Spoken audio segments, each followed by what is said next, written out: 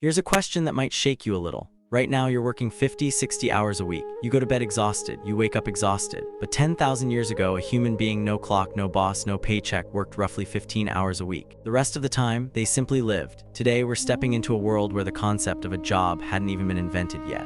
The morning world. The first rays of sunlight, that was the alarm clock. No snooze button, no notifications. The body simply knew when to wake. The day began with what scientists today call foraging, the search for food. But here's where the story takes an unexpected turn. In the 1960s, anthropologist Marshall Solins traveled to the Kalahari Desert to study the Bushmen communities. What he found challenged everything the modern world believed about work. These communities spent only about 15 hours a week gathering food. The rest of their time was completely free. Solins gave this kind of society a name that still echoes through anthropology today, the original Affluent Society. Not wealthy in money, wealthy in time. Afternoon, the hour of stillness. By midday, most hunter-gatherer communities simply stopped. No tasks, no urgency, just rest, sleep, and silence. And this is where the story gets genuinely interesting. If people had this much free time, what did they actually do with their minds? The answer: they talked. Anthropologist Polly Wiesner spent years studying the Jews/hoansi people. She found that daytime conversations were practical. Who hunted what, who went where. But once the sun went down and people gathered around the fire, something shifted. About 80% of evening conversation turned into storytelling, jokes, songs, and gossip. It's almost like the human brain switched into entertainment mode the moment night fell. Today, you reach for a screen at night. Back then, they sat by a fire and watched each other's faces. The line that never existed.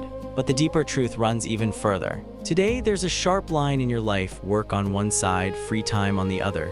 9 to 5 is labor, everything else is freedom. For ancient humans, that line simply didn't exist. Picking fruit, playing with children, crafting tools, sitting and talking with a friend, it all flowed together as one continuous experience. There was no clocking in and no clocking out. This is part of why many researchers believe that anxiety and burnout, so common in modern life, were almost unheard of back then. That's not to say life was easy. Disease, predators, the brutality of weather, those dangers were very real. But there was one thing they had: that we've lost full ownership of their own time. And maybe the most surprising part of all this is jobs, clocks, the 9 to 5 schedule. None of it is natural. It's an invention barely 200 years old, born out of the Industrial Revolution.